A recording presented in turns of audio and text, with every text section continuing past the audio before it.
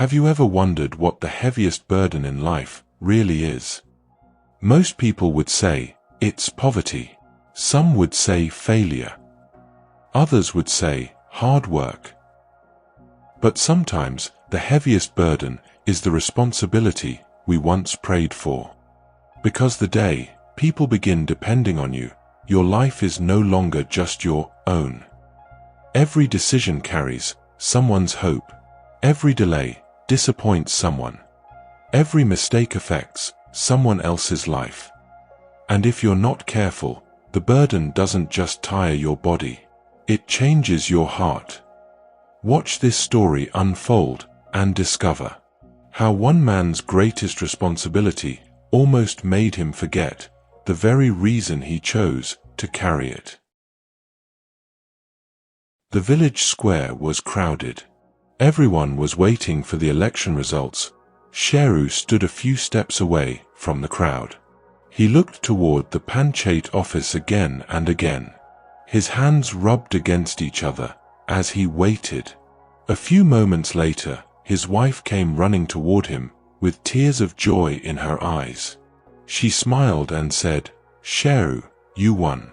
You're our new Sarpanch." Sheru stared at her for a moment, unable to believe it. "Did I really win?" he asked. His wife nodded. "You did." Sheru hugged her tightly.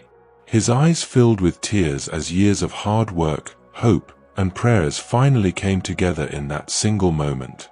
The villagers surrounded him with flowers, applause, and blessings. One elderly villager stepped forward and said, "Sheru, today we haven't just elected a Sarpanch.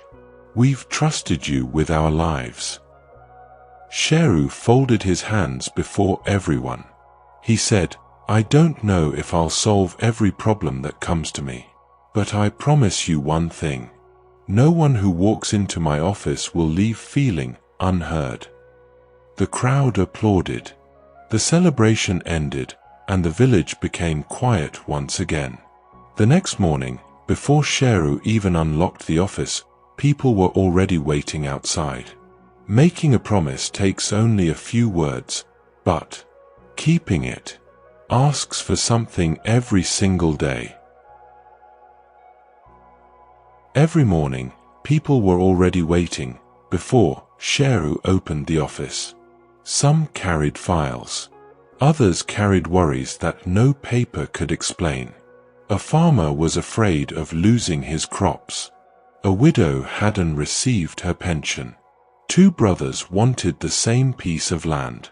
Sheru listened to every person before making a decision. If someone stopped him on the road, he listened there.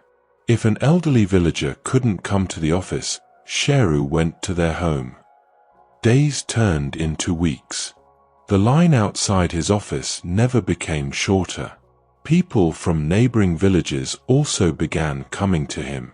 His wife often waited with dinner long after sunset. One evening she smiled and said, "You've forgotten what it's like to come home before dark." Sheru smiled and replied, "If people are waiting for me, how can I leave them waiting?" Helping people gave Sheru a purpose. But every new person who walked through that door also brought another responsibility. And responsibility has a habit of growing faster than we expect. One afternoon, as Sheru was arranging the files on his desk, a familiar voice called out his name. Sheru looked up and smiled. "Come in. It's been a long time." His childhood friend pulled up a chair and sat down. After talking for a while, he placed a file on the table. He said, "There's a dispute over my land. The hearing is next week. I want you to decide it in my favor." Sheru opened the file, looked through it, then closed it. He said, "If you're right, I'll stand by you. If you're wrong, I can't." His friend frowned and said, "So that's your answer?" Sheru nodded. "I became Sarpanch to be fair to everyone." His friend leaned forward. He said, "Who stood beside you during the election? Who went from house to house asking people to vote for you?" "I did. And now you can't do this one thing for me." Sheru replied, "Your help got me here, and I'll always be grateful for it. But if I misuse this position for anyone, then I don't deserve to sit in this chair." His friend stood up. "So your chair matters more than our friendship?" Sheru answered, "No, but justice does." His friend picked up the file and walked out. Sheru remained seated, staring at the closed door. Being fair isn't always difficult because strangers disagree with us. Sometimes it's difficult because the people we care about expect something. While Sheru sat there trying to gather his thoughts, someone else had been waiting outside his office all along. A staff member entered the office. He said, "Sheru, while you were talking to your friend, an elderly woman came to meet you. She waited outside for quite some time." Sheru rubbed his forehead. "What happened then?" he asked. The staff member replied, "She left." Sheru lowered his head for a moment. A little while later, the same staff member returned. He said, "Sheru, that elderly woman has come back. She's waiting outside again." Sheru looked at the pile of files covering his desk. Without lifting his head, he said, "Tell her to come tomorrow." The staff member nodded and walked away. That evening, Sheru reached home later than usual. His wife was still preparing dinner. Sheru looked at the kitchen, picked up his bag, and turned toward the door. His wife called out, "The food will be ready in a few minutes." Sheru replied, "Don't wait for me. I'll eat outside." The door closed behind him. Some days don't leave us physically tired. They leave us with nothing left to give. And when that happens, the people who need our patience the most often receive the least of it. Sheru didn't know it yet, but the decision he made that afternoon would stay with him far longer than he could imagine. The weeks passed.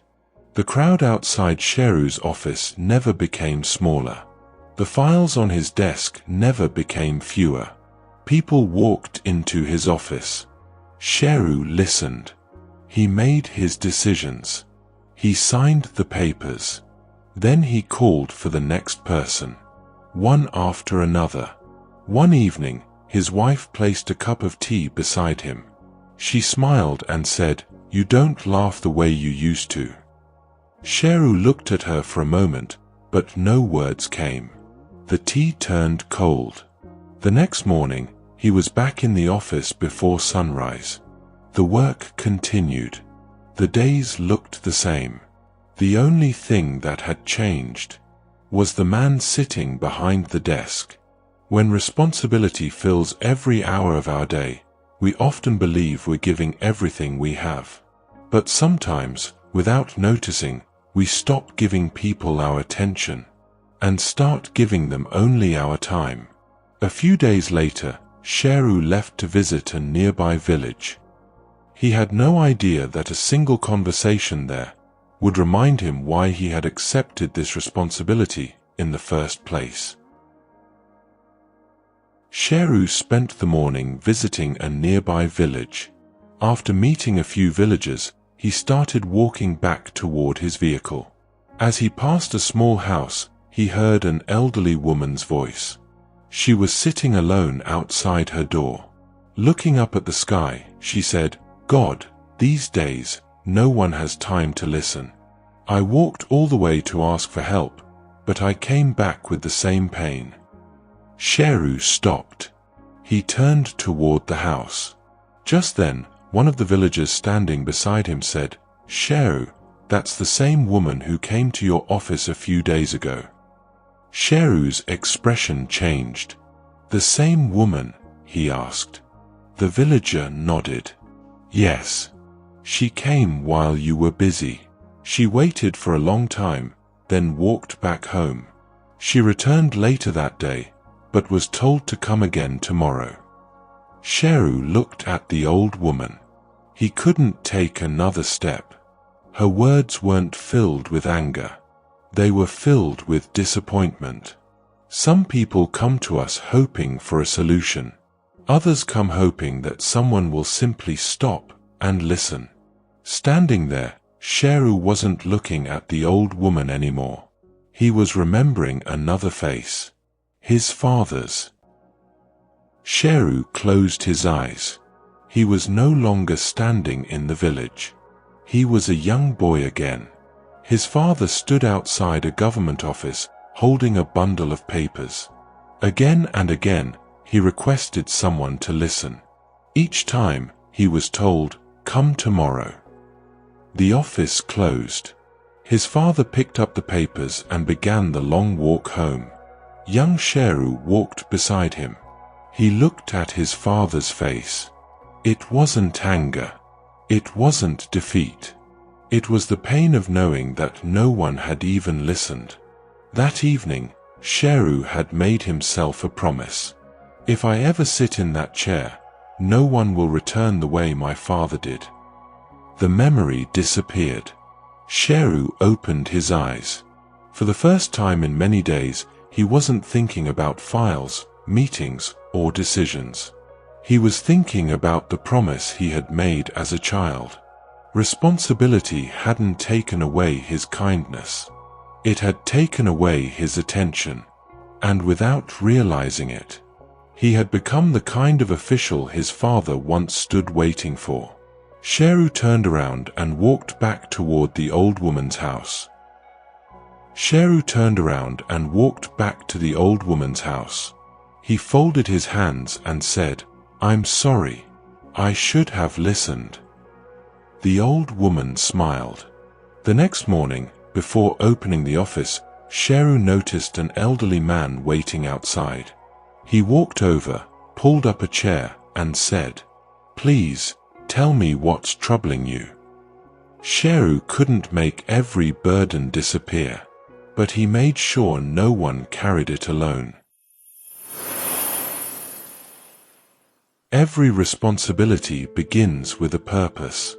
A parent wants to protect a family. A teacher wants to guide students.